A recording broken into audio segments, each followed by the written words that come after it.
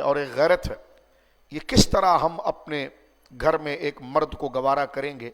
تو یہ جاہلیت کی ان کے اندر رسم تھی جو کسی نہ کسی طریقے سے ہمارے اندر داخل ہو رہی ہے. قرآن مجید فرقان حمید نے اس چیز پر سخت قدغن لگایا اور اس بات کو کہا کہ کلمہ پڑھنا ہی اس کی بندگی کا تقاضا نہیں، بلکہ اس کی کامل بندگی کا تقاضا یہ کہ اپنے اندر کلمہ پڑھنے کے ساتھ ساتھ، کلمے کے تلفظ کرنے کے ساتھ ساتھ، زبان سے کلمے کے کلمہ توحید اور کلمہ رسالت کو ذکر کرنے کے ساتھ ساتھ وہ احکام، وہ باتیں، وہ عادات بھی اپنے رویوں میں اور اپنے عمل میں لائی جائے کہ جس کا حکم اللہ رب العالمین جل وعلا قرآن مجید میں اپنے نبی مکرم صلی اللہ علیہ وسلم کے ذریعے عطا فرما رہا ہے. اب یہ جو سورۃ الانعام کی یہ آیت نمبر 151 152 ہے، جس طرح کہ پہلے ذکر کیا گیا، اس میں 9 چیزیں خاص طور پر حرام قرار دی گئی ہے. ہم اس میں سے چند چیزوں کو ذکر کریں گے. ایک چیز ہم گزشتہ درس میں ذکر کر چکے ہیں، چند چیزیں آج کے درس میں اختصار کے ساتھ ذکر کرنے کی ہم سعادت پائیں گے.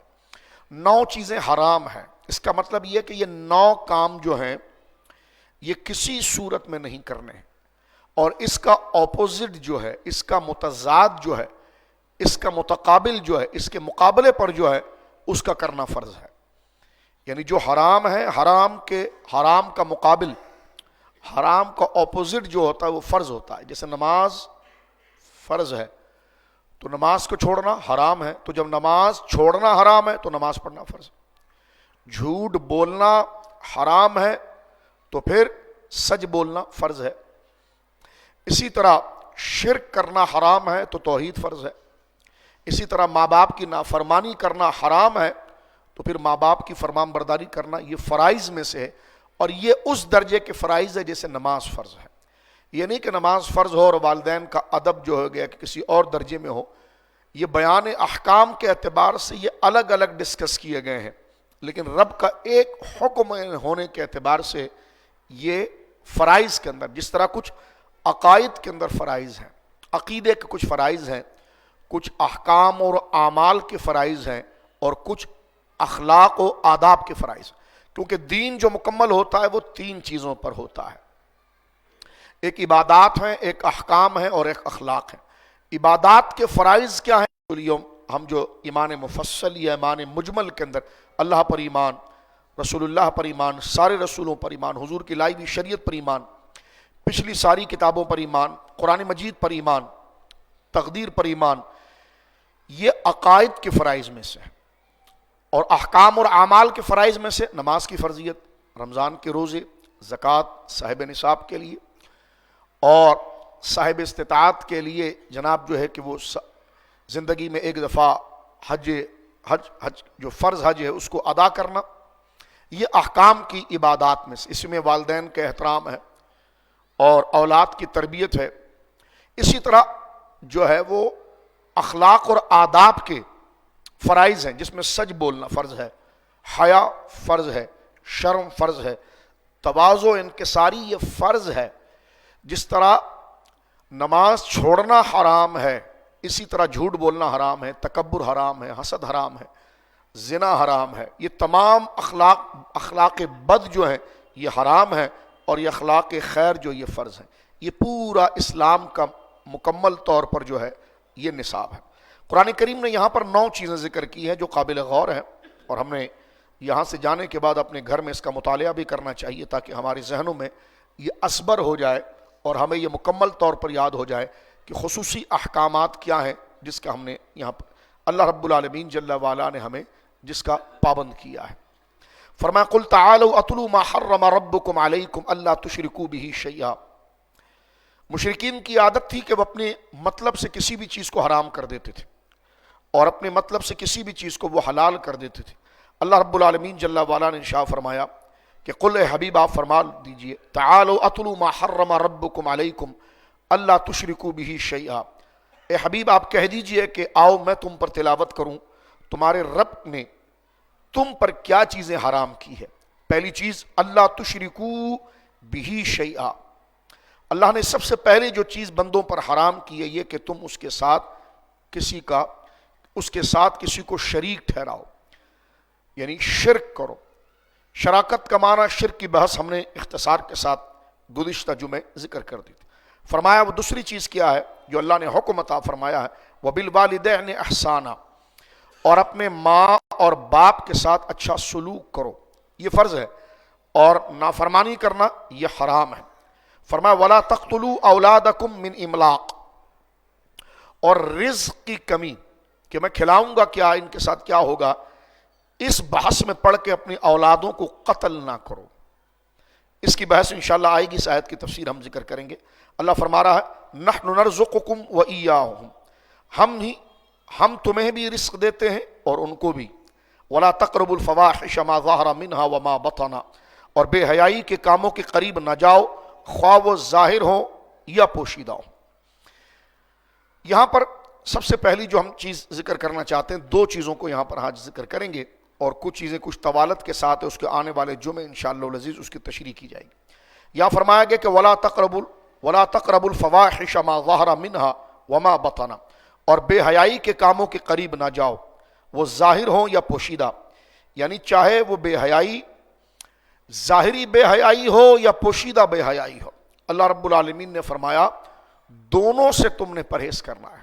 یعنی جیسے ہے زنا ہے, لواطت ہے, علیاذ باللہ چوری ہے, غصب ہے, یہ ظاہری بے حیائی ہے. ظاہری بے حیائی کے اندر بدنگاہی کرنا, حرام چیزوں کا مشاہدہ کرنا, حرام چیزوں کو دیکھنا, وہ چیزوں کو دیکھنا جس کو شریعت مطہرہ نے اخلاق اور اقدار سے گرا ہوا قرار دیا اور اللہ کی ناراضگی کا وہ ذریعہ ہے. ظاہری بے حیائی فرمایا نہ جاؤ قریب ظاہری بے حیائی جس میں زنا ہے اور اس میں لواطت ہے, علیاذ باللہ اس میں چوری ہے اور اس میں غصب ہے, ان چیزوں کے قریب نہ جاؤ. اور فرمایا وما بطانا, اور جو پوشیدہ بے حیائی ہے اس میں ریاکاری ہے, دکھاوے کی عبادت کرنا, یعنی عبادات کرنا اور اپنے آپ کو دینی کام کے لیے اس طرح مزین کرنا کہ اس میں اللہ کی رضا اور اس کی توفیق اور اس کی مرضی اور اس کی چاہت کی طلب نہ ہو بلکہ لوگوں کو دکھانا مطلوب ہو. فرمایا جو ظاہری بے حیائی ہے, بڑی توجہ سے سن لیجیے, وہ زنا اور بدکاری اور آنکھوں کو حرام کاموں میں لگانا ہے. اور جو باطنی بدکاری قرآن نے کہا ہے یہ ہمارے برے اخلاق ہیں, اس سے بھی اللہ رب العالمین نے حرام کر فرمایا جو ظاہر کی بے حیائی ہے اس سے بھی خود کو بچاؤ. اور جو پوشیدہ اور چھپی ہوئی بے حیائیاں ہیں جو تمہارے اندر پائی جاتی ہیں, جس طرح ریاکاری ہے, دکھاوے کی عبادت کرنا, کوئی کام کرنا کہ لوگ میری واہ واہ کریں اور اس میں اللہ رب العالمین جل وعلا کی رضا ملحوظ نہ ہو. اسی طرح تکبر, گھمنڈ کرنا. تکبر کی بات ہم نے عرض کر دی تھی کہ رسول کریم صلی اللہ علیہ وسلم سے صحابہ نے پوچھا اچھا کھانا اچھا پہننا تکبر ہے؟ حضور نے فرمایا نہیں, اچھا پہننا, اچھا کھانا, اچھے مکانات یہ تکبر نہیں ہے. تکبر یہ ہے کہ بندہ کسی دوسرے کو اپنے سے کمتر سمجھے ایک, اور حق بات کا انکار کرے. یہ دو چیزیں تکبر ہیں.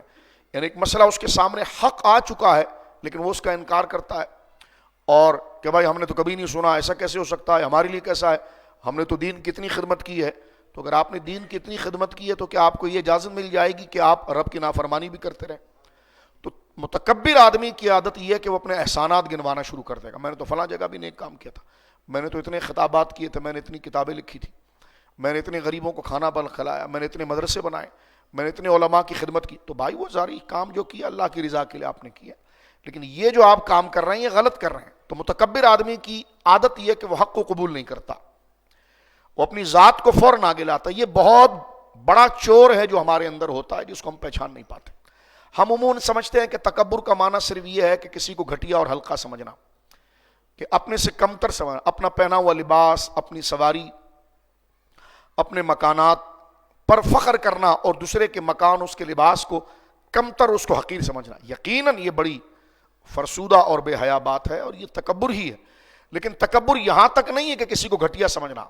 ہمارے اندر اگر یہ عادت نہ آئے کہ ہم کسی کو گھٹیا تو نہ سمجھیں, توبہ کریں اللہ تیرا فضل ہے, تو نے یہ مال عطا فرما دیا, یہ لباس عطا فرما دیا, اور تو نے یہ مکان عطا فرما دیا, اس میں تو ہم کامیاب ہو جاتے. لیکن یہ آگے کا جو چور ہے جس کی طرف حضور نے نشاندہی فرمائی ہے وہ ہے حق کا انکار. میں اور آپ صبح شام کئی چیزیں ہمارے سامنے آتی ہے, لوگ ہمیں نصیحت بھی کرتے ہیں کہ مسئلہ ٹھیک نہیں ہے, آپ جو بول رہے ہیں یہ ٹھیک نہیں، آپ جو یہ کر رہے ہیں ٹھیک نہیں، آپ جن لوگوں کے ساتھ پھر رہے ہیں یہ ٹھیک نہیں. ہم کہتے جاؤ جی بہت بڑے تم آ گئے ہو. تو یہ بھی تکبر کی علامت ہے. تکبر متکبر وہ شریعت کو ہلکا جانے گا، وہ مسئلہ شریعت کو سمجھنے کی وجہ اپنی ذات. بھائی یہ مسئلہ شریعت کا، ارے کیا جناب فلسطین پر حملہ ہو گیا آپ یہ باتیں کر رہے ہیں، ہندوستان کے اندر ہندو مسلمانوں کو مار رہے ہیں یہ باتیں کر رہے ہیں، دنیا کے اندر مسلمانوں پر ظلم ہو رہا ہے، قرآن جلائے جا رہے. او بھائی جو ہو رہا ہے وہ غلط ہو رہا ہے، لیکن اس کا یہ مطلب تھوڑی کہ یہ غلط کا جواز مل جائے آپ کو. تو بعض ادھر کی ڈنڈی لاتے. اتحاد ہونا چاہیے، اتفاق ہونا چاہیے، ایک دوسرے سے مل کر رہنا چاہیے. دیکھو مسلمانوں میں اتحاد ہونا چاہیے. مسلمانوں کے ساتھ آج پوری دنیا کے اندر کیا کیا ہو رہا ہے. جی بالکل آپ ٹھیک کہہ رہے ہیں، جو فلسطین کے اندر ہو رہا ہے ہم اس کی سخت مذمت کرتے ہیں. بالکل یہ فلسفہ اور یہ حقیقت آپ حق بجانب ہیں، ہم اس کی تائید کرتے ہیں کہ مسلمانوں کو مل جل کر رہنا چاہیے. لیکن آپ انٹرنیشنل حالات کے تحت تمام معاملات کو دیکھنے کے ساتھ ساتھ آپ جو نیچے گڑبڑ کر رہے ہیں، نیچے جو شریعت مطہرہ مداخلت کر رہے ہیں، تو کافر اگر اوپر بڑی حرکت کر رہا ہے تو آپ شریعت مطہرہ کے خلاف یہ حرکت کر رہے ہیں. تو اس قسم کی بھی بات کو کبھی گول مول کیا جاتا. مولانا دنیا کہاں پہنچ گئی ہے، مسلمانوں پر کیا حالات ہے، آپ کیا مسئلہ لے کر بیٹھے. نہیں، یہ جو مسئلہ ڈسکس کیا جا رہا ہے یہ شریعت کا اہم ہاں ہے، لیکن ابھی بیان کرنے کی ضرورت نہیں. تو متکبر کبھی مسئلے پر نہیں آئے گا، اور اس وقت آپ دیکھیں اس کے اندر اس مسئلے کو ہلکا سمجھنا اور اس سے تنفر کی علامت ہوگی، اور اس کی توجہ ایک طرف ہوگی. اور جو مخلص ہوگا وہ بڑے سے بڑا مسئلہ ہو یا چھوٹے سے چھوٹا مسئلہ ہو، وہ اللہ کے خوف میں بیلنس رہے گا کہ اگر وہ رب کی نافرمانی ہے تو یہ بھی رب کی نافرمانی ہے. وہ کبھی ڈاماڈول نہیں ہوگا. وہ کہ اگر وہ غلط ہے تو پھر یہ بھی غلط ہے، یہ غلط ہے تو وہ مسئلے کو چھوٹا بڑا نہیں کرے گا. وہ یہ نہیں دیکھے گا کہ ہمارے محلے کے اندر اگر گانا بجانا ہو رہا ہے اور فلسطین کے اندر حملہ ہو رہا ہے تو وہ دونوں کو بانٹے گا نہیں. وہ کہے گا یہ بھی نافرمانی ہے وہ بھی نافرمانی ہے، کیونکہ یہ بھی حرام تھا وہ بھی حرام تھا. تو وہ علاقائی اعتبار سے، افراد کی کمی اور ذاتی کے اعتبار سے، امیر و غریب کے اعتبار سے مسئلے کو نہیں بانٹے گا. وہ شریعت کی نوعیت کو دیکھے گا. یعنی کہنا یہ چاہ رہا ہوں کہ شریعت اس کی جس شدید انداز میں مذمت کر رہی ہے، چاہے وہ ایک بندہ کر رہا ہو یا ساری دنیا کر رہی ہو، وہ اللہ کے خوف کے ترازو کے اندر دونوں چیزوں کو بیلنس رکھے گا. لیکن آج دیکھیے ہمارے اندر یہ عادت آ جاتی ہے کہ مولانا صاحب پوری دنیا کے اندر کیا ہو رہا ہے، مل جل کے رہیے، اس مسئلے پر بات نہ کریں، اس مسئلے پر بات کریں. یقیناً اس مسئلے پر بھی بات کریں گے، لیکن یہ بے حیائی کا مسئلہ، یہ سپریم کورٹ کے اندر قانون پاس ہو رہے ہیں بے حیائی کے واسطے، ٹرانسجنڈر کے نام پر جناب جو ہے وہ لواطت اور ہم جنس پرستی کی چیزیں چل رہی ہیں، اور آپ کے لوگ ان سیاستدانوں کے ساتھ بیٹھ رہے ہیں اٹھ رہے ہیں. تو یہ ساری باتیں اپنی جگہ پر کی جائے گی، ورنہ وہ گناہ اور وہ جرم جو ہے وہ لوگوں کی نزدیک نیکی بن جائے گا. تو چھپا ہوا گناہ کیا ہے؟ وہ یہی تکبر ہے، یہی ریاکاری. اللہ نے فرمایا ظاہری گناہ سے بھی بچو. ہم ظاہری گناہ سے بچنے کی پوری کوشش کرتے ہیں اور بچ جاتے ہیں. زنا سے بچ جاتے ہیں اللہ کی توفیق سے، دیگر حرام کاموں سے، غصب سے، چوری سے بچ جاتے ہیں. یہ ظاہری بے حیائی، اس سے بچ جاتے ہیں. لیکن اسی کے درجے کے اندر جو چھپی ہوئی بے حیائی ہے، جس کا گناہ وہی ہے، وہی زنا والا گناہ ہے، وہی چوری غصب اور لواطت والا گناہ ہے. وہ کیا ہے؟ ریاکاری. وہ کیا ہے؟ تکبر. وہ کیا ہے؟ حسد. وہ کیا ہے؟ غیبت. یہ اسی درجے کا گناہ ہے. ہم ان چیزوں پر تو اپنے آپ کو پریپئر کر لیتے ہیں اور بچ جاتے ہیں. اس لیے آیت نمبر 177 کے اندر سورۃ البقرہ کا ربط اس کے ساتھ ہے کہ نیکی صرف یہ نہیں کہ تم مشرق کی طرف منہ کر لو یا مغرب کی طرف منہ کرو. نیکی ہے کہ اللہ کی وفاداری میں ان تمام چیزوں کو ایک درجے میں رکھ کر قبول کرو. یہ نہیں کہ نماز پڑھ لی تو روزہ چھوڑ دیا، روزہ رکھا تو جناب ماں باپ کی نافرمانی ماں باپ کی نافرمانی شروع کر دی. یہ نہیں کہ جناب آج تسبیح کے دانے پڑے، کلمہ طیبہ پڑھ لیا تو باہر جا کے جھوٹ بولنا شروع کر دیا، حج کر لیا تو جناب کم تولنا ملاوٹ کر لیا. یہ چیزیں ڈسکس کرنے میں الگ ہے، لیکن حکم میں یہی درجہ ہے. جو نماز کا درجہ ہے وہی ان چیزوں کا درجہ ہے. جو اس کی نافرمانی پر گناہ ہے وہ اس کی نافرمانی. ہم بڑے جلد باز ہو جاتے ہیں اور اپنی طرف سے کچھ چیزوں کو سلیکٹ کر لیتے ہیں اور کچھ چیزوں کو ہم ہلکا سمجھ لیتے ہیں، اور یہ ہمارے اخلاق اور ایمان کی کمزوری کا آگے چل کر بڑا ذریعہ بن جاتا ہے. تو فرمایا کہ پوشیدہ گناہ کے اندر تکبر ہے، حسد ہے، غیبت ہے، اور ہر قسم کے ایسے گناہ، اور گناہ اعلانیہ ہو یا خفیہ، بہرحال گناہ ہے. انسان جو ہے ظاہر میں گناہ سے بچتا ہے لیکن خفیہ گناہ سے نہیں بچتا ہے، وہ کامل بندہ نہیں ہوتا.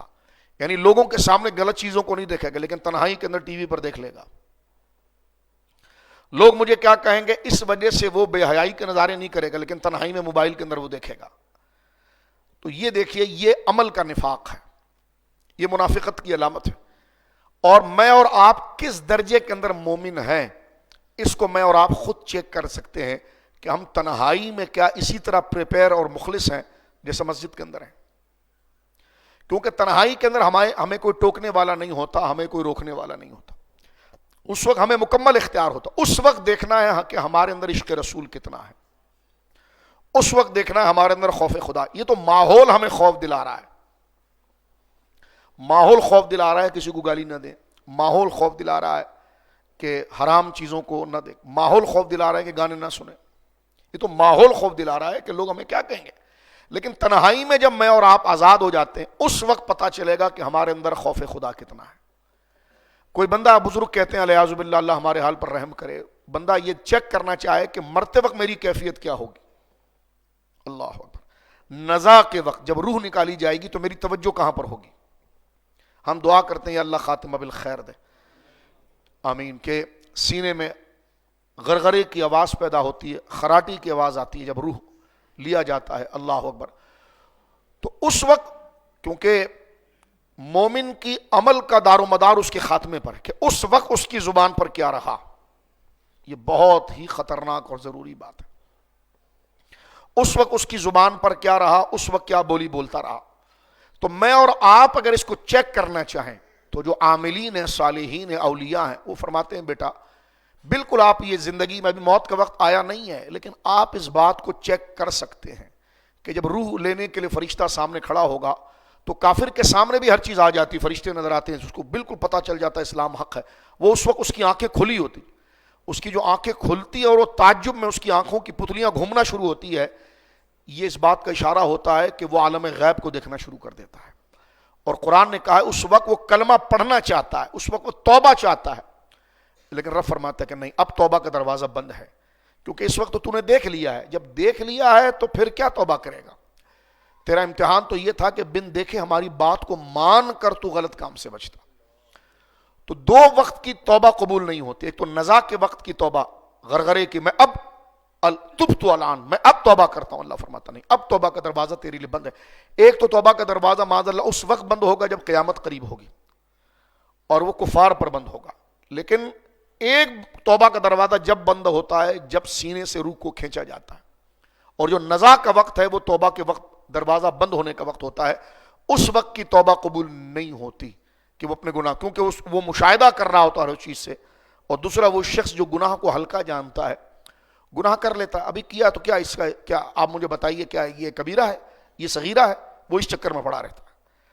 تو بھائی صغیرہ کچھ بھی نہیں ہوتا ہے، سب کبیرہ ہے. کیونکہ جب آپ چھوٹا سا گناہ جس کو آپ چھوٹا گناہ کہتے ہیں اس کو اس وجہ سے کہا کہ اس سے کیا ہوتا ہے، تو اس میں آپ نے اللہ کے حکم کو ہلکا جانا. وہ اللہ کے حکم کو ہلکا جانا ہی اس کو کبیرہ بنائے گا. تو یہاں پر بزرگوں نے بڑی پیاری بات ذکر فرمائی، فرمایا کہ اگر بندہ یہ دیکھنا چاہے کہ نزا کے وقت میری کیفیت کیا ہوگی. اللہ اکبر. اللہ ہم تمام پر خاص اس آیت کے صدقے نزا کے وقت ہماری کیفیت کیا ہوگی اور کس طریقے سے ہماری روح نکلے گی، تو ہماری توجہ کیا ہوگی، ہمارا زبان پر کیا ہوگا، ہمارا دھیان کیا ہوگا. ابھی تو ہم اپنے لگے ہوئے ہیں. وہ فرماتے ہیں یہ دیکھ کے تنہائی میں تیرا ذہن کہاں جاتا ہے. اللہ اکبر. فرمایا تنہائی میں جب تو پرائیویسی میں ہوتا ہے، موبائل فون تیرے ہاتھ میں ہے، اللہ ہماری خطاؤں کو معاف فرمائے، اور تنہا تو بیٹھا، اس وقت تیرا ذہن کن خیالات کو زیادہ چاہتا ہے، تیری آنکھیں کس چیز کو زیادہ دیکھنا پسند کرتی ہے، تیری زبان کس چیز کو زیادہ کہنا شروع، بس یہی وہ وقت ہوگا. کیوں یہ ہوگا؟ فرمایا اس لیے کہ بندہ تنہائی میں اپنی مرضی کے کام کرنا چاہتا ہے اور لوگوں کے درمیان لوگوں کی مرضی کے کام ڈر کے کرنا چاہتا ہے. تنہائی میں جب اس کے پاس کچھ نہیں ہوتا ہے تو جو دل میں آتا ہے وہ کرنا چاہتا ہے، جو دل میں آئے وہ کرنا چاہتا ہے. مطلب یہ کہ اس کی چاہت ہی وہی ہے، اور جو چاہت ہوتی ہے وہی دکھ اور تکلیف کے وقت زبان سے نکلتی ہے. تو یہ بہت ہی ضروری بات ہے جو قرآن نے یہاں پر ذکر فرمائی ہے کہ جو ظاہری گناہ ہے اس سے بھی اپنے آپ کو بچاؤ، اور جو خفیہ گناہ ہے اس سے بھی اپنے آپ کو بچاؤ. ماحول تمہارے اندر خوف خدا کو پیدا کر دیتا ہے. جس طرح میں اور آپ یہاں بیٹھے ہیں، ہمارے اندر ایک خوف خشیت ایمانی پیدا ہو جاتی ہے. تو ماحول جو چنگاری اور جو شمع اللہ کی معرفت اور پہچان اور اس کی بارگاہ میں قبولیت کی طرف پیدا کر دیتا ہے، تو اس چراغ کو روشن رکھنا ہے دھیان کے ساتھ، اپنی توجہ کو ان نیک خیالات کی طرف لے جانا۔ تو فرمایا یہاں پر یہ دو چیزیں ہیں۔ قرآن کریم فرقان حمید نے اس چیز کو ذکر فرمایا ہے اہل ایمان کے لیے سورۃ النور کے اندر، مومنین کے لیے ذکر ہوا آیت نمبر 30 اور 31 میں۔ اللہ ارشاد فرما رہا ہے قل للمؤمنین یغضوا من ابصارہم، اے حبیب مکرم مسلمان مردوں سے حکم دو کہ اپنی نگاہیں نیچی رکھیں، اور جس چیز کا دیکھنا جائز نہیں ہے اس پر نظر نہ ڈالیں۔ قل للمؤمنین یغضوا من ابصارہم، مسلمان مردوں کو حکم دو کہ وہ اپنی نگاہیں نیچے رکھیں، وَيَحْفَظُوا فُرُوجَهُمْ، اور وہ اپنی شرمگاہوں کی حفاظت کرے۔ اور شیطان وہی ہے کہ بندے کی شرمگاہ کو کھولنا چاہتا ہے، یعنی اس کے اندر کی شہوات کو، جس طرح آگے چل کر بات کریں گے کہ قرآن مجید میں بھی موجود ہے جب حضرت آدم علیہ السلام کو شیطان نے قسم کھا کر کہا کہ آپ یہ درخت سے کھا لیجئے، یہ وہ درخت نہیں ہے جس سے اللہ نے آپ کو منع کیا، قسم اٹھایا اس نے۔ آپ نے کہا جو قسم کوئی اٹھائے تو جھوٹ کیسے بول سکتا ہے، پہلا وہ جھوٹا کذاب تھا۔ آپ نے کہا یہ وہ اللہ نے آپ کو جس درخت سے منع کیا ہے نا، وہ یہ درخت نہیں ہے، اس درخت سے اگر آپ، اور اس لیے اللہ نے منع کیا ہے کہ اگر آپ اس سے کھا لیں گے تو آپ کی زندگی ہمیشہ ہو جائے گی اور فرشتے ہو جائیں گے۔ تو آپ کی توجہ کو وہاں سے ہٹا کر اور جھوٹی قسم کھلا کر اس نے جب درخت کے قریب آپ کو کیا، تو قرآن نے کہا کہ شیطان یہ چاہتا تھا کہ ان دونوں سے ان کے ستر کو کھول دے، یعنی کپڑے کو ہٹا دے۔ آج شیطان وہی کام کر رہا ہے، ٹیلی ویژن کے ذریعے، فلموں کے ذریعے، گانوں کے ذریعے، کلچر کے ذریعے بندے کے اندر چھپی ہوئی جو شہوات اور شیطانت ہے اس کو کھول دے، تاکہ باپ بیٹی میں فرق نہ رہے، بھائی بہن میں فرق نہ رہے، اڑوس پڑوس میں فرق نہ رہے، حیا اور شرم ختم ہو جائے۔ آج اگر آپ یہ بات کریں گے دنیا پر ہنسے گی کہ یہ آپ کیا بات کر رہے ہیں۔ جانوروں والا نظام ہونا چاہیے کہ جو ورلڈ بینک کی دان پر ہمیں مل رہا ہے اور ایڈ پر ہمیں مل رہا ہے۔ ایک عام ٹوتھ برش بھی ہے تو اس پر برہنہ عورت کو سامنے لایا جا رہا ہے، اس کا اس سے کیا تعلق ہے؟ اور چیف جسٹس صاحب یہ ذکر کرتے ہیں فحاشی وہ ہے جس کو لوگ فحاشی سمجھے، اور حیا وہ ہے جس کو لوگ حیا سمجھے۔ یعنی سارے لوگ اگر برہنہ دیکھنا پسند کر لے تو یہی حیا ہے۔ ہم نے کہا یہ پاکستان کا آئین یہ کہتا ہے کہ فحاشی اور حیا کی تعریف لوگوں کی مرضی سے کی جائے گی یا قرآن و سنت سے کی جائے گی؟ تو کہا ماحول ایسا بناؤ کہ لوگوں کے نزدیک حیا نہ رہے، فحاشی بن جائے، پھر ووٹنگ کرو۔ جس طرح ہمارے وہاں ووٹنگ یہ خچر گیری ہوتی ہے، یہ الیکشن یہ خچر گیری ہوتی ہے۔ ایک ڈکیت اربوں روپے لگاتا ہے اور ہم ایک بریانی کی پلیٹ پر اس کو ووٹ دیتے ہیں، اس سے سروکار نہیں ہوتا کہ وہ کون ہے، وہ بعد میں آپ سے پھر 100 ارب وصول کر لیتا ہے۔ اس لیے یہ جمہوریت لعنت ہے،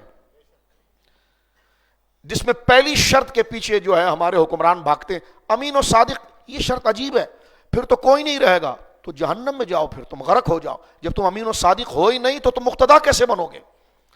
باقاعدہ اینکر اس پر بحث کرتے ہیں کہ یہ امین و صادق کی جو قید ہے آپ اس کو ہٹائیں۔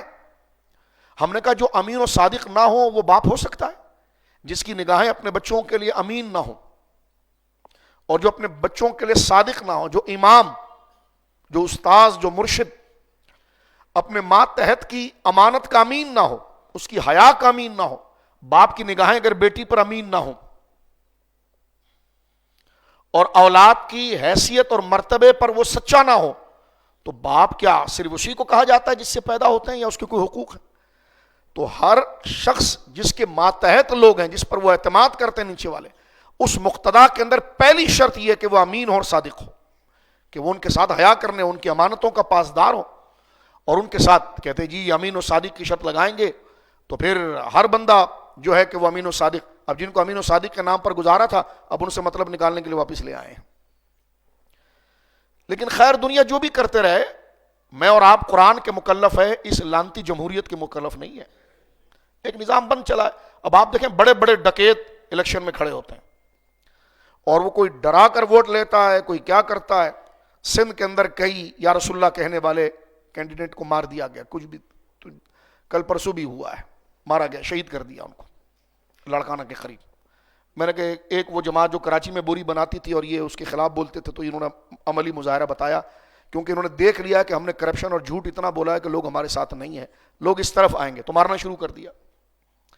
تو یہ الیکشن کیا چیز ہے؟ یہ سب تو پہلی چیز یہ کہ امین و صادق، کہ امانت اور صداقت ہو اپنے اندر، وہ اخلاق کو ڈیولپ کیا جائے. یا پھر مغرب یہ کہتا ہے کہ ایسا ماحول ایڈ کے طور پر دے دیا جائے کہ بے حیائی نہ رہے. پہلے تو یہ تھا کہ جناب مرد و زن، لڑکا لڑکی ساتھ میں پھریں تو کوئی مسئلہ نہیں ہے. فلموں میں بھی دکھا دیا، ڈراموں میں منگنیوں کا ایک کانسیپٹ جو ہے وہ ڈراموں کے ذریعے دیا جاتا تھا کہ منگنی ہو گئی ہے، ارینجمنٹ ہو گئی ہے، منگنی ہو گئی ہے، اور منگنی کے بعد لڑکا لڑکی ایک دوسرے سے باتیں کرتے ہیں، ملتے ہیں. پہلے یہ ایک زہر کا قطرہ دیا. ہم نے باقاعدہ ایک شخص سے پوچھا کہ یہ آپ کی بیٹی کی تو منگنی ہوئی ہے اس لڑکے کے ساتھ، تو یہ کس طرح یہ دونوں گھومتے پھرتے ہیں؟ کہنے کہ لڑکا مولانا صاحب بہت نیک ہے. تو میں نے کہا منگنی تو اگر آپ تحقیق کے لیے کر رہے تھے تو لڑکا نیک ہے تو پہلے ہی نکاح کر دیجیے آپ، پھر منگنی کی حاجت کیا؟ تاکہ شرعاً وہ چیز، اور اس میں فساد آپ دیکھتے ہیں کہ نکاح تک پہنچنے سے پہلی طلاق یعنی تفریق ہو جاتی ہے. ایک دوسرے کو سمجھنے کے لیے کیا ٹائم نہیں دیا جائے گا مولانا صاحب؟ تو میں نے کہا سمجھنے کا یہ مطلب ہے کہ دوسرے کے ساتھ خلوت کی جائے، ایک دوسرے کے ساتھ پھرا جائے. یہ ایک دوسرے کو سمجھنا ہے. یہ سمجھنے کا کوئی اخلاقی ضابطہ ہے کہ آپ کی والدہ نے آپ کے والد کو سمجھے بغیر شادی کر لی تھی، یا آپ کی دادی نانی اوپر تک یہ سمجھے بغیر شادیاں ہوئی تھی؟ تو وہ کیسے نہیں؟ تو سمجھنے کا دائرہ کار یہ بات تو ٹھیک ہے، ایک دوسرے کو سمجھنا چاہیے، یہ دیکھنا چاہیے، وہ اپنی جگہ پر ایک بحث ہے جو آگے آئے گی. لیکن کیا اس کو اس لفظ سے تعبیر کیا جائے کہ جو یعنی خلوت اختیار کی جائے اور وہ معاملات کیے جائیں ظاہراً بھی کہ جو عورت اور مرد، ایک شوہر، شادی شدہ متزوج شوہر اور بیوی کے ساتھ جو رویہ، جو اخلاق، جو طریقہ اور جو رواج ہوتا ہے وہ صرف منگنی کے اندر شروع کر دیا جائے؟ تو نام تو آپ نے ٹھیک لیا ہے، لیکن کام یہاں پر کیا شروع ہوا؟ لیکن اب اس کے بعد ہم جنس پرستی کی طرف لوگ آ گئے. اب اس کو قبول کرنے کے بعد اب اس طرف پڑ چلیں. اس میں ان لوگوں کا بھی بڑا حق ہے کہ جناب جو معاشرے کے اندر آواز کو نہیں اٹھاتے، وہ چاہے برادری کے بڑے ہوں یا ممبر پر بیٹھنے والے ہوں یا مرشد ہوں، بیعت کرنے والے ہوں. سورہ آل عمران کے اندر موجود ہے، سب کو ایک ساتھ ٹنگایا جائے گا. کیونکہ جب رب کے حکم کی نافرمانی زمین کے اوپر تھی اور انہوں نے آواز نہیں اٹھائی اور اپنے معاملات کو درست کرتے رہے، تو اور وہ رب کے دین کو ریپریزنٹ کرتے تھے جس حیثیت کے ساتھ، تو اتنی سختی کے ساتھ ان کو گویا کہ اس طرف دیکھا جائے گا. تو قرآن مجید فرقان حمید نے یہ ذکر فرمایا قل للمؤمنین یغضوا من ابصارہم. ہم اللہ کے بندے، ہمیں اس نظام سے کیا کرنا ہے؟ اپنے آپ کو دیکھنا ہے. ایک جملہ وہاں پر رہ گیا کہ جناب اب ہم جنس پرستی تک بات پہنچ گئی ہے. اب اس کے خلاف اگر آپ بات کریں تو ہزار خواتین اور خواتین مرد نما خواتین خنثی جو ہے وہ روڑوں پر آ جائیں گے بھی، اور وہ آپ سے احتجاج کریں گے، یہ تو ہمارا حق ہے. اور پھر آپ کی سب سے بڑا آپ کی قوم کا ادارہ کالا کوٹ پہن کر یہ فیصلہ کرے کہ نہیں، آپ کسی چیز کو اپنی مرضی سے فحاشی نہیں کہہ سکتے، اور آپ کسی چیز کو حیا نہیں کہہ سکتے. اچھا اس کی ڈیفینیشن کیا ہوگی؟ تعریف کیا ہوگی؟ فحاشی کی تعریف کیا ہوگی؟ اور کون کرے گا اس کی تعریف کہ کیا چیز بے حیائی ہے، کیا چیز حیا ہے؟ کہتے ہیں اس کی تعریف کرو. ہم نے کہا لپی تو بہت اچھی بات ہے کہ جب تعریف ہو جائے گی تو ہر چیز کلیئر ہو جائے گی کہ دودھ کیا تھا اور پانی کیا تھا، پاکی کیا تھی، ناپاکی کیا تھی. جب یہ بالکل فائن ہو جائے گا اور اس کی گویا کہ ڈیفینیشن اور تعریف ہو جائے گی تو پھر تو سمجھنا بہت آسان ہو جائے گا. لیکن تعریف کا معیار کیا ہوگا؟ انہوں نے کہا جی جمہوریت عوام ہوگی. الیکشن کرو ڈیفنس کے اندر، الیکشن کرو لانڈی کے اندر، ادھر ہر علاقے میں الیکشن کرو کہ ان کے نزدیک ہم جنس پرستی ان کے نزدیک کیا ہے. زیادہ ووٹ جس کے حق میں آ جائے اور وہ یہ کہے کہ نہیں ہمیں برہنا پھرنا اور اس قسم کی حرکات کرنا، ہم جنس پرستی کی طرف آنا، یہ تو بڑا اچھا کام ہے، یہ تو ہونا چاہیے. تو عدالت کہتی کہ ٹھیک ہے، پھر وہ جو ہم جنس پرستی ہے نا وہ پھر حیا ہے، کیونکہ اس کے حق میں زیادہ ووٹ آئے ہیں، اس کے حق میں زیادہ ووٹ آئے. اچھا ووٹ زیادہ کب آئیں گے؟ جب ماحول لایا جائے. خیر کا ماحول تو مسجد تک ہے، وہ دروازے پہ چپل پہننے کے بعد ہم سب بھول جاتے ہیں. اور جو یہ ماحول ہے تو یہ موبائل پر بھی نظر آ رہا ہے، یہ ٹیلی ویژن پر بھی نظر آ رہا ہے. یہ نظام ہے.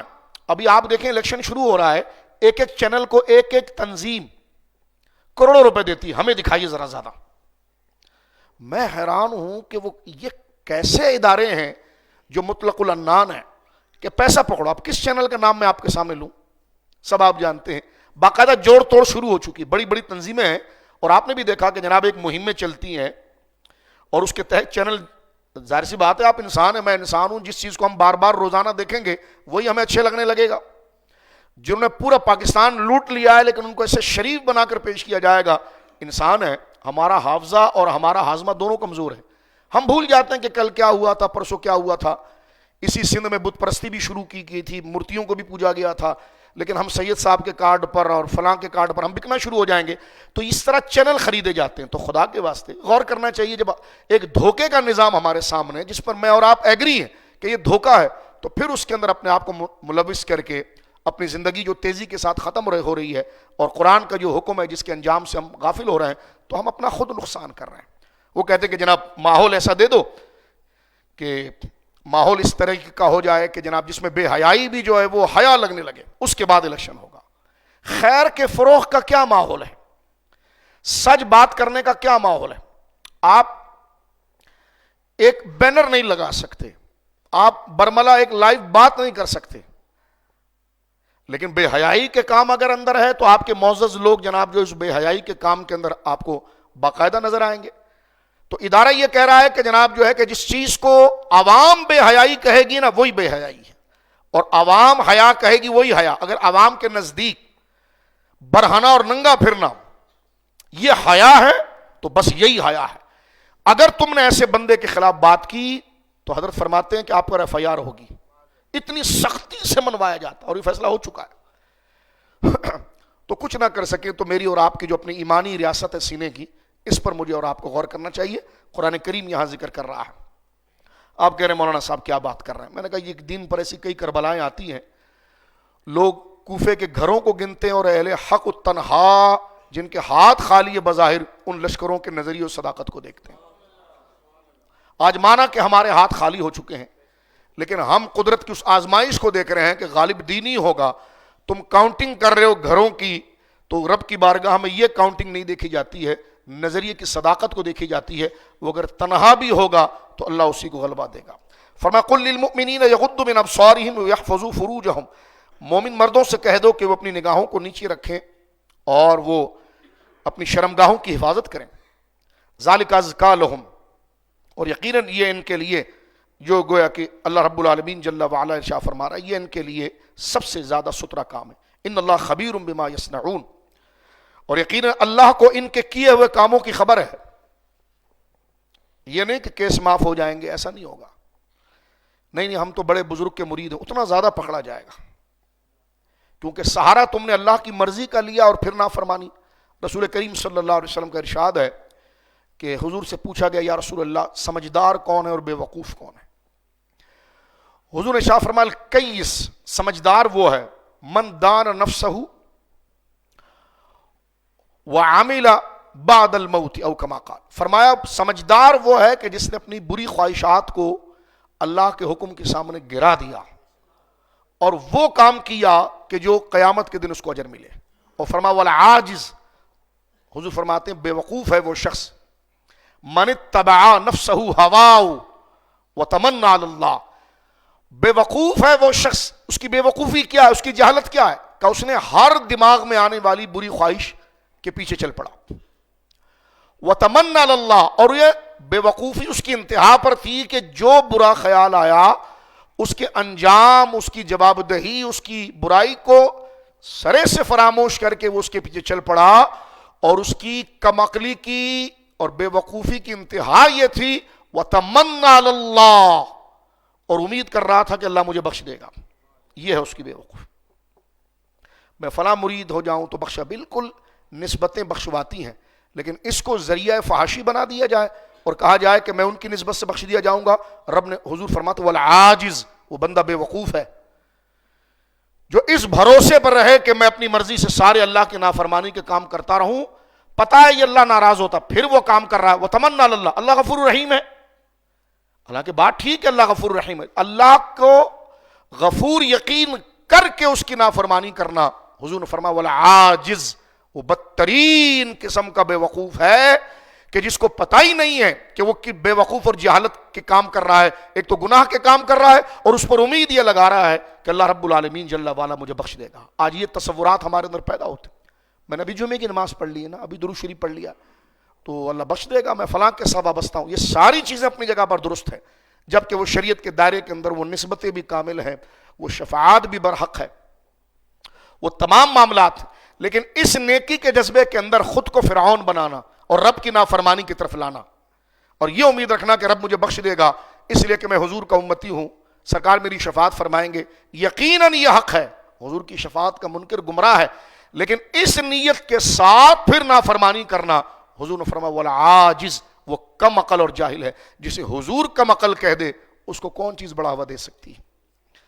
فرمایا مردوں سے کہو کہ حکم دو کہ اپنی نگاہوں کو نیچے رکھیں اور جس چیز کا دیکھنا جائز نہیں اس پر نظر نہ ڈالیں اور اپنی شرمگاہوں کی حفاظت کریں. کتنا واضح حکم ہے، اس میں کیا تشریح کی ضرورت ہے. یہ ان کے لیے بہت ستھرا ہے اور یقیناً اللہ کو ان کے کاموں کی خبر ہے.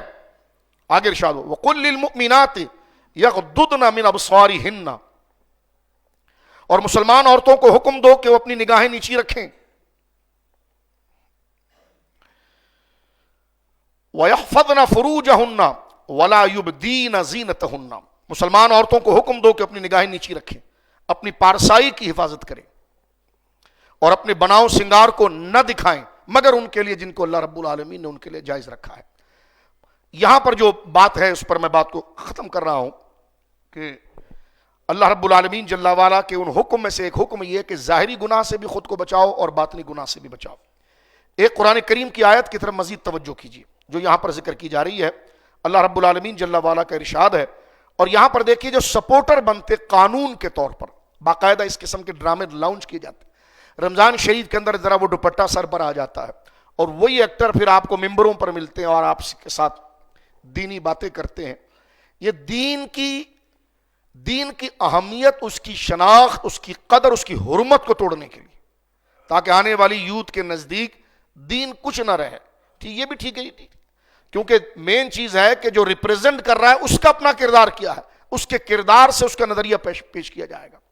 اور ٹھیک جو ہے وہ افطاری کے بعد جناب جو ہے کہ وہ ڈھول تماشے سارے شروع کر دیے جاتے ہیں. رمضان کا وقت ہوتا ہے کہ بندہ قرآن کے ساتھ دل لگائے، مسجد کے ساتھ دل لگائے، وہ چینلوں کی نظر ہو جاتا ہے. چینل کوئی دینی نہیں ہوتا میرے دوستو، اس میں جو چیزیں آ رہی ہوتی وہ آپ کے سامنے موجود ہے. دین آپ کی مسجد ہے، آپ کا قرآن ہے، اور جو آپ کا اسلاف سے چلا ہوا طریقہ آیا ہے وہی دین ہے، اسی میں بچت ہے، اسی میں عاقبت ہے. سورۃ النور ہے، یہ 18واں پارہ ہے، آیت نمبر 19 یہاں پر ذکر کی گئی ہے. جو سسٹم کے تحت ہم کچھ نہیں کر سکتے، سسٹم کے تحت اس کو فروغ دیا جاتا ہے. بعض چینلز بنتے اس لیے ہیں، اس کو آزادی.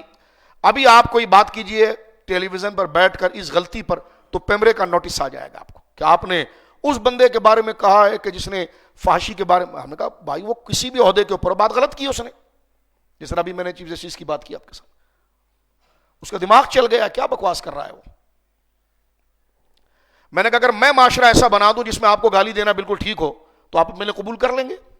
کوئی بندہ یہ ماحول بنا لے کہ گالیاں آپ کو دی جائے، ماحول بن گیا تھا بیچ میں گالیاں دی جا رہی، تو آپ پکڑ کیوں رہے تھے؟ آپ کہہ رہے تھے نا اکثریت جو کرے گی وہی ٹھیک ہے، تو قبول کریں نا اپنے لیے گالی، اپنے تمغوں کے لیے گالیاں، اپنے جماعت کے لیے گالیاں کیوں قبول نہیں کرتے؟ ان پر آپ نے کریکٹ ڈاؤن کیوں کیا؟ اور اللہ کا دین جس کے نام پر یہ ملک بنا، جس کے نام پر آپ ہیں ہم ہیں، اس چیز کو یہ اس حوالے سے نہیں کہ ہم پارسا ہیں، اس حوالے سے ذکر کر رہے ہیں کہ اگر غلطی کو غلطی نہ کریں تو وہ اس کو ثواب بنانے کے در پر تو موجود ہے. قرآن کہہ رہے ہیں ان الذین یحبون ان تشیع الفاحشۃ فی الذین آمنوا لہم عذاب علیم فی الدنیا والآخرہ واللہ یعلم وانتم لا تعلمون. اور لوگ جو چاہتے ہیں کہ مسلمانوں میں بے حیائی پھیلائیں، بس اسی پر بات ختم کرتے ہیں. واضح مضمون یہاں پر موجود ہے سورہ نور کا. اللہ رب العالمین مجھے اور آپ کو اس عادات سے محفوظ رکھے، اور جو ہم نے سے اگر جہالت میں سرزد ہوئی تو استغفر اللہ ربی من کل ذنب، اللہ ان خطاؤں کو معاف فرمائے اور آئندہ وہ عمل نہ کرنے سے اللہ رب العالمین ہمیں توفیق دے کہ وہ کام نہ ہو. اللہ فرما رہے ان الذین یحبون ان تشیع الفاحشۃ فی الذین آمنوا ولہم عذاب علیم. وہ لوگ جو چاہتے ہیں کہ مسلمانوں میں بے حیائی پھیلائیں، غلط فیصلہ دے کر، غلط ایڈ لے کر.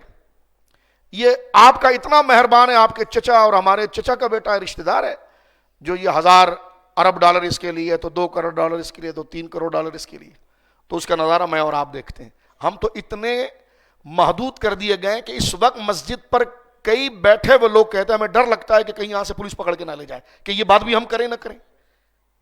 یعنی مسجد کے ماحول کے اندر بھی یہ بات کرنا ایک محال ہو رہا ہے.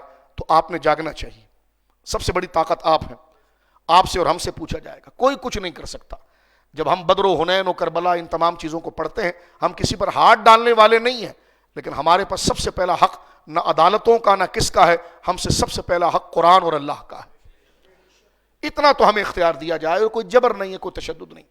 ہم جس دین کو مانتے ہیں، ذکر فرما رہا ہے اللہ رب العالمین سورہ نور میں، ان الذین یحبون ان تشیع الفاحشۃ فی الذین آمنوا ان تشیع الفاحشۃ فی الذین آمنوا لہم عذاب علیم.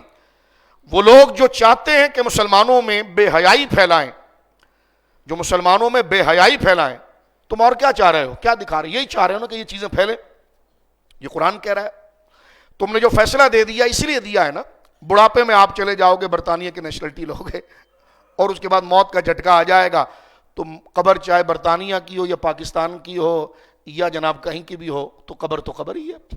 چاہے آپ کا رینک جناب جو آپ جسٹس ہوں یا فن خان ہوں یا عام ہو یا جو بھی ہو، قبر ہے. ٹھیک ہے، اس جگہ پر تو سب پتہ چل جائے گا. اور ہم نے تو اس ملک کے صدروں کو مرتے ہوئے دیکھا ہے کہ 3 بندے جنازہ پڑھا رہے ہیں، جو پڑھا رہا ہے اس کی بھی داڑھی نہیں ہے، اور اس کو اتنا گھن سمجھ رہے ہیں کہ ہاتھ نہ لگایا جائے. کرونا آ گیا ہے، اور ہم نے دیکھا اس مسجد میں جنازے پڑھائے ہیں، بزرگ علماء کے ہوئے ہیں، اور لوگوں نے جناب جو ہے ان کو بوسہ بھی دیا ہے، ان کی قدر بھی کی ہے. یہ دین کی برکت ہے. یہ تو ساری چیزیں آپ کے سامنے واضح ہیں. ان الذین یحبون ان تشیع الفاحشۃ فی الذین آمنوا لہم عذاب علیم فی الدنیا والآخرہ. وہ لوگ جو چاہتے ہیں کہ مسلمانوں میں بے حیائی پھیلائیں، ان کے لیے دنیا و آخرت میں دردناک عذاب ہے. جو مسلمانوں میں بے حیائی پھیلانا چاہتا ہے، میسیجز کر رہے ہیں. یہ ویڈیو ذرا دیکھ لو یار، یہ تصویر ذرا دیکھ لو، یہ فوٹو ذرا دیکھ لو، یہ ڈرامہ ذرا دیکھ لو. اللہ رب العالمین فرماتا ہے جو مسلمانوں میں بے حیائی پھیلانا چاہتا ہے، ان کے لیے دنیا و آخرت میں، یہ اللہ کہہ رہا ہے، فی الذین آمنوا لہم عذاب علیم فی الدنیا والآخرہ. ان کے لیے دردناک عذاب ہے دنیا میں بھی اور آخرت میں بھی. واللہ یعلم وانتم لا تعلمون. بڑی کرسیوں پر بیٹھنے والوں، اللہ کہہ رہا ہے کہ جو اللہ جانتا ہے وہ تم نہیں جانتے. اللہ رب العالمین جل وعلا جو یہ سورۃ الانعام کی آیت نمبر 151 جو آج ہمارا درس تھا، اللہ نے فرمایا ان بے حیائی کے قریب بھی نہ جاؤ جو ظاہری ہے، اور ان بے حیائی کے قریب بھی نہ جاؤ جو باطنی ہے. اس پر جو ہم نے غور کیا گھر جانے کے بعد، آیت نمبر 151 کچھ وقت قرآن مجید کے لیے نکالیں، اور اس سبق کو جو سورۃ النور سے میں نے آپ کے سامنے پڑھا ہے، میں بھی گھر جا کر اس کا مطالعہ دوبارہ کروں گا، آپ بھی کریں، اس نیت کے ساتھ کہ جب شعور ہمارے سامنے ہوگا، روشنی ہمارے سامنے ہوگی، تو ہمارے سامنے جو شہد کی بوتل کے اندر زہر پلایا جا رہا ہے تو اس کی شناخت تو ہمارے سامنے ہو جائے گی. ورنہ موت سے بڑی کیا نصیحت ہو سکتی ہے. اللہ رب العالمین ہماری خطاؤں کو معاف کرے، پاکستان کو سلامتی عطا فرمائے. جو ہم کہیں اس پر اللہ ہمیں عمل کی توفیق دے اور نیکیاں ہم سے آسان کر دے. گناہوں سے کامل نفرت عطا فرما دے، کامل نفرت عطا فرما دے، اور ہمیں واقعتاً مولا کریم اپنا خوف اور اپنی شریعت کی محبت اور اپنی نبی کی کامل اطاعت عطا فرما. وآخر دعوانا الحمدللہ.